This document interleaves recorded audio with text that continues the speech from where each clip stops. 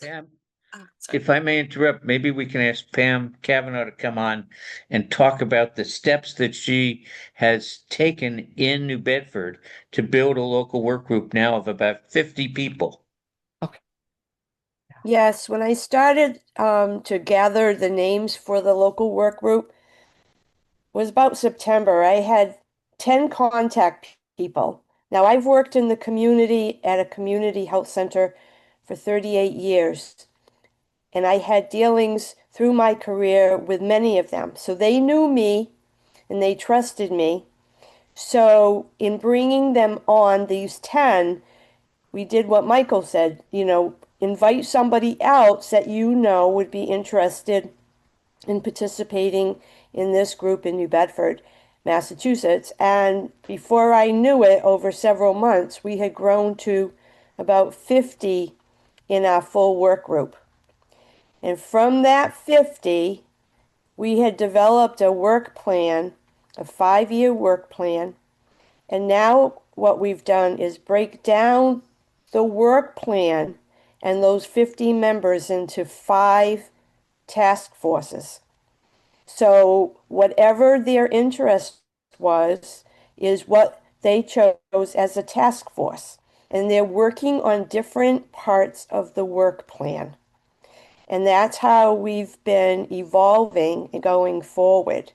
We've produced a New Bedford primary care report with data collected from our 3 collaborative health organizations in the area, one being the community health center where I worked, and the other is another medical practice, and then South Coast Hospital. And those 3 groups have worked together. It's been amazing to gather data on how they are delivering primary care in the area.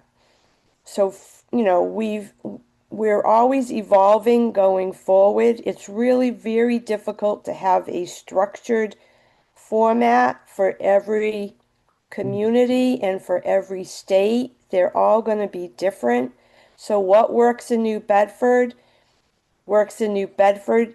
It may be able to be replicated in Austin, Texas, in parts, and it may not. So it really depends on the community and who do you bring to the table for discussions. But Got if it. I can jump in just for a second, I mean, inviting the right people, inviting people, and is critical. Meeting regularly is critical. So, we meet every 2 weeks, or did in the beginning for sure, and before we broke into task forces. Choosing winnable battles, doing something you can achieve. So the first winnable battle in New Bedford was creating the primary care report. And before long, we had something we could show everybody. Everybody could touch and feel that made the challenge real. The pipeline program that you're hearing about in Queens is something that's a real, achievable, winnable battle. So choosing winnable battles, the community organizer in me says, choose a winnable battle. Um, sort of have the battle, win, and then have a big party, feed everybody, and start again.